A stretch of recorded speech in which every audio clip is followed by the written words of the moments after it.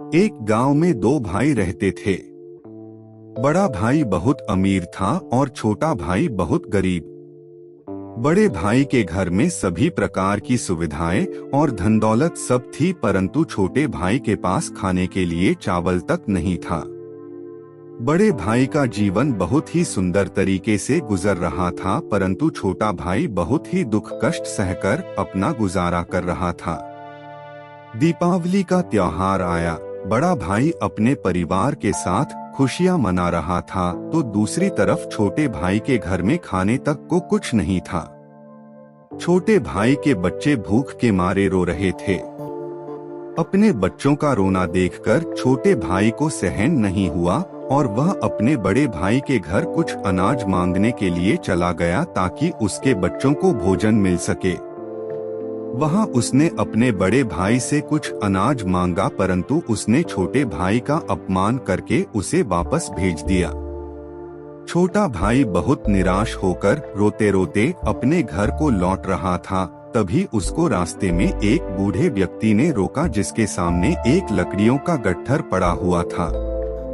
उसने छोटे भाई को सवाल पूछो, बेटा तुम क्यों रो रहे हो? तभी उस छोटे भाई ने अपने बड़े भाई के दुर्व्यवहार के बारे में सब कुछ बताया। तभी उस बूढ़े व्यक्ति ने छोटे भाई को कहा, अगर तुम मेरा यहाँ लकड़ियों का गट्ठर मेरे घर तक पहुँचा दोगे तो मैं तुम्हें एक ऐसा रास्ता बताऊंगा जिससे कि तुम बहुत अमीर बन जाओगे।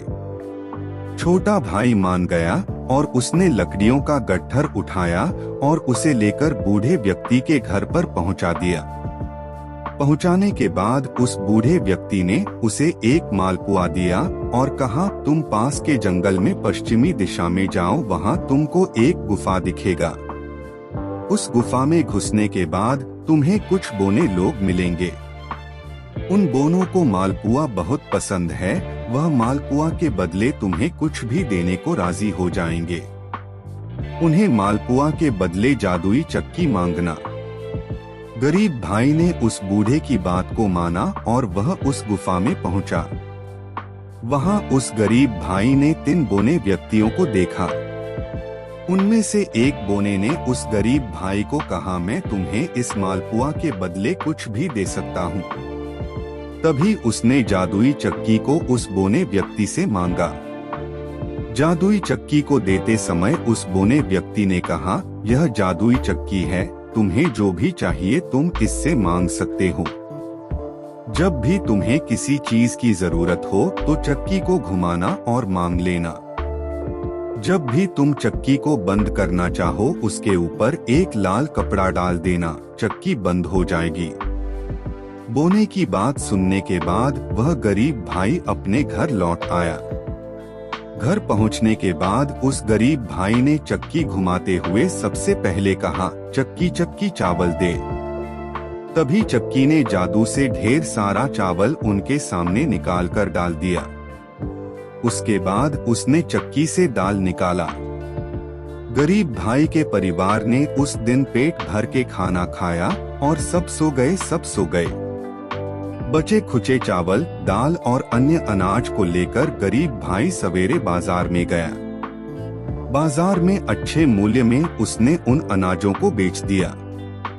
चक्की की मदद से वह हर दिन कुछ ना कुछ अनाज बनाता और बाजार बेचने जाया करता था। धीरे धीरे वह अपने बड़े भाई से भी ज्यादा अमीर बन गया। बड़ा भाई छोटे भाई की अमीरी से जलने लगा और वह सोचने लगा कि जो कुछ दिनों पहले मुझसे खाने के लिए भीख मांगने आया था वह आज अचानक कैसे अमीर बन गया। छोटे भाई की असलियत जानने के लिए एक दिन वह चोरी चुपके छोटे भाई के घर गया।